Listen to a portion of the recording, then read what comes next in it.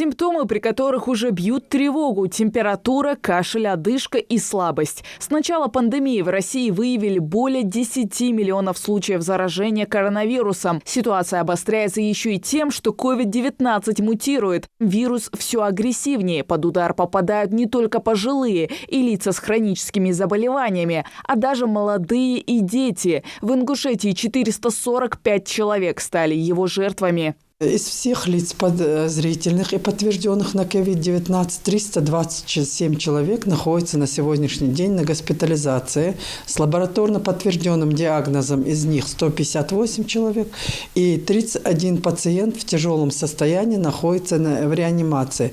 На искусственной вентиляции легких сегодня 14 человек. По сравнению с прошлым годом болеть люди стали чаще и тяжелее. При этом многие занимаются самолечением, а другие заболевшие и вовсе не подозревают о наличии вируса. Те, у кого выявились симптомы заболевания, это прежде всего головная боль, кашель, повышение температуры, чтобы они не занимались самолечением, вызывали врача на дом и вовремя начинали лечение. Мы знаем, что у нас в республике управление Роспотребнадзора проводит мониторинг и выявили то, что у нас люди обращаются в очень запущенной, поздней форме, на госпитализацию идут. И поэтому с этим связано то, что у нас много осложнений и то, что у нас много летальных исходов.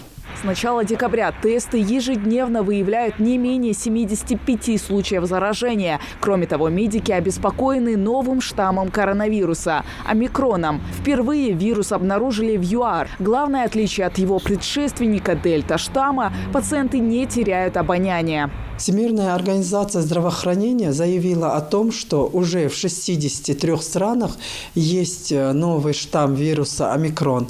У нас в Российской Федерации выявлено всего 2 штамма, 2 человека со штаммом омикрон.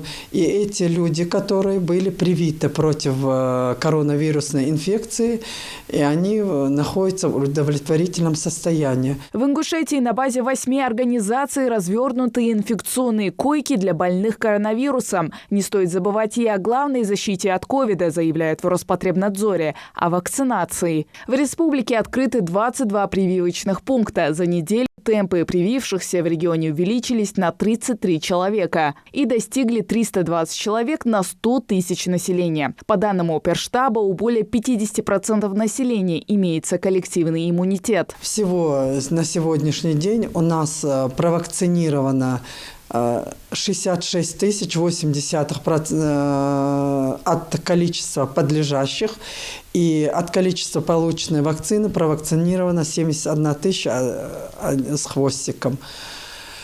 На сегодняшний день вот эти меры ограничительные, которые мы каждый раз об этом говорим, это прежде всего масочный режим, соблюдение социальной дистанции, это соблюдение дезрежима. Сейчас особенно важно соблюдать ограничительные меры. Скоро новогодние праздники. Напомним, в Ингушетии для посещения мероприятий необходимый сертификат о вакцинации или отрицательный ПЦР-тест.